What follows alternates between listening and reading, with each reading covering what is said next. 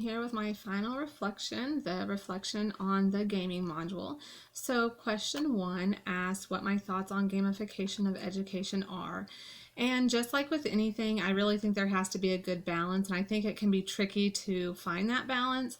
The way our society is going, where technology is kind of everything, I think it can be hard to reel it back in and let children experience learning without games. They have enough iPad time and iPad apps and different learning things that they may do at home. So I feel like at school we also need to take a step back, and as much as we teach them about technology, also still do things the old-fashioned way.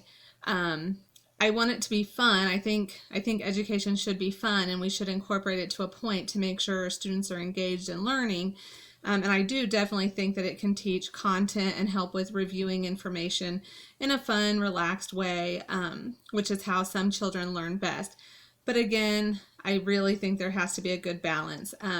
Like I said, I think in my future classroom, I could use gamification or games to review different concepts that we've learned, have children collaborate in small groups, or be put in small groups for different games, such as like Jeopardy style or that sort of thing, where they kind of have to work together to come up with those answers.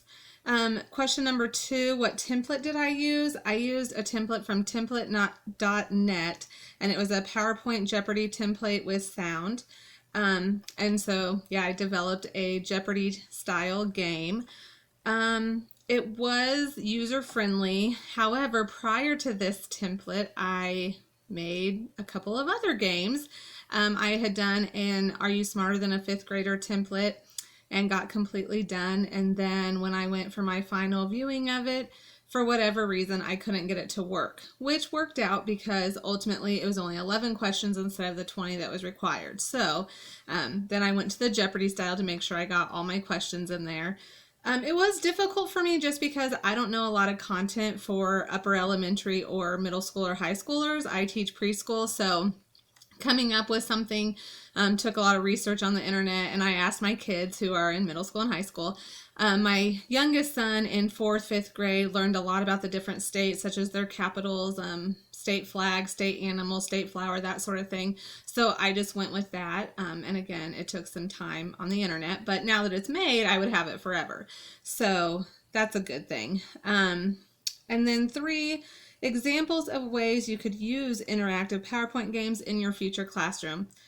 Again, reviewing information, allowing students to collaborate. In my future classroom as a preschool teacher, I'm not really sure. There were some that seemed geared towards younger children.